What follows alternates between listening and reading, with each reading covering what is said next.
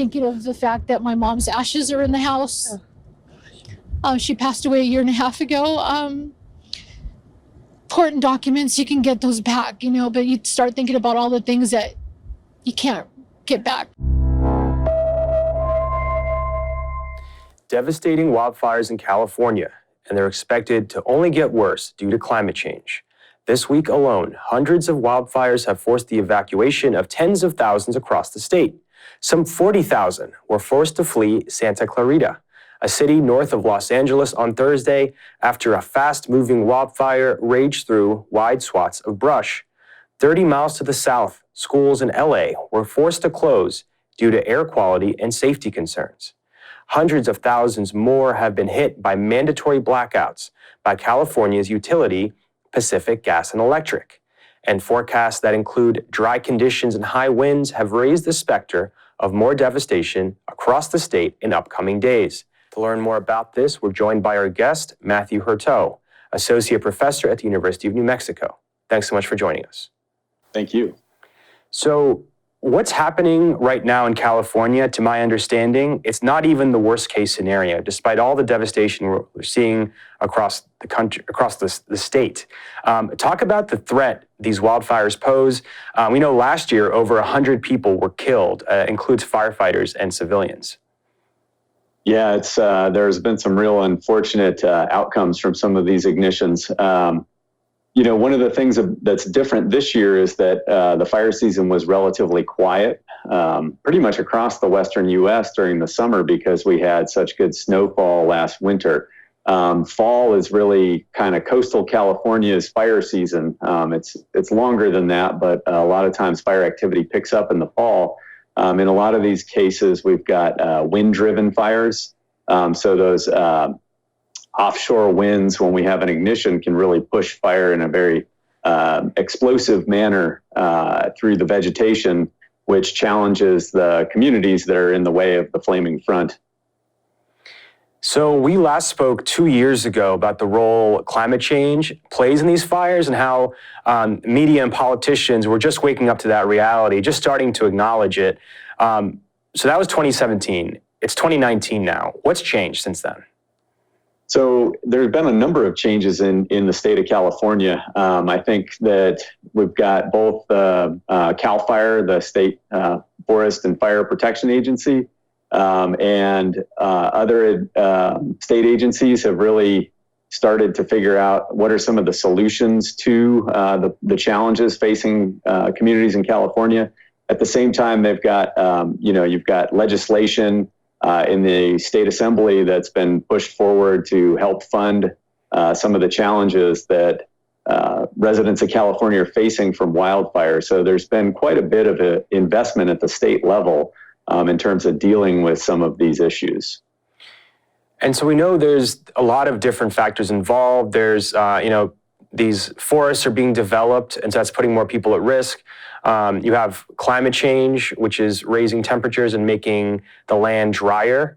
And then also, you have, things like lack of rain. Talk a little bit more about like what the leading factors are today and, how much of that is related to climate change exactly? Sure. So these typical fall fires in California are commonly wind-driven, right? And the winds aren't new, these big, powerful wind events. And so, that's pretty consistent. Things like Santa Ana winds occurring in the fall season because of atmospheric circulation patterns and temperature differentials between ocean and land surface. But what is kind of the factor that is contributing to making these worse is really human-caused increases in temperature. And so what that does is it preconditions the fuel. So all this vegetation, the warmer air, so the more we increase the temperature of the air, basically it demands more moisture from the vegetation. So it's pulling moisture out of the vegetation and making it more flammable. And so as we increase the amount of temperature that these ecosystems are experiencing, it's making the vegetation more flammable. And then when we get an ignition event in high wind conditions, it leads to this kind of explosive fire growth. The other thing that's important to keep in mind is, there's no real natural source of ignition this time of year in California. There's no lightning. These are all human-caused events, right? And they may be unintentionally caused, but basically it's a human ignition source in these cases, and that's what is causing the start of these fires during this really problematic time of year, given wind conditions. And we know this problem isn't just limited to California. You're working with other scientists to mitigate fire danger in New Mexico. Talk about some of your work there and what you've learned. Sure. So similar to the Sierra Nevada, the Southwest, we have more what we call fuel-driven fires.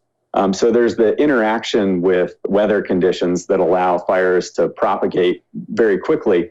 But then we're in a system, because we're working in forests, where it's really an excess of trees and dead fuels that allow these fires to spread at the higher rates that we see during wildfire season, which in the mountainous regions is smack dab in the middle of summer. And so our work has really been focused on trying to figure out how we can restore the right kind of fire to these ecosystems. And what that does is helps limit the amount of fuel buildup in the forest.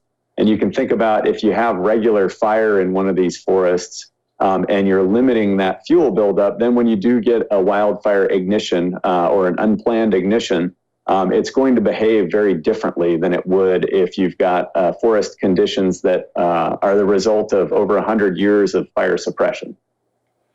And we've talked about this before, but just can you talk a little more about that? Because fires are part of how ecosystems maintain themselves. In 100 years of stopping these fires or really controlling these fires, we're seeing the consequences of that adding up today. Yeah, that's the really unfortunate thing is we basically have 100 years of fire suppression. And so that's caused forests in the Southwest to get more dense. Allowed the dead vegetation to build up, so what we call fuels. And then you bring in, on top of that, increasing temperature, increasing drought frequency, and we've just basically primed the pump for larger, hotter wildfires in these forest ecosystems. All right, Matthew Hurteau, Associate Professor at the University of New Mexico. Thank you so much for joining us. Thank you for your time. And please join the conversation on Facebook, Twitter, @TheRealNews. Thank you so much for watching. Hey y'all, my name is Thara Noor and I'm a climate crisis reporter here at The Real News Network. This is a crucial moment for humanity and for the planet. So if you like what we do, please support us by subscribing at the link below. Thank you.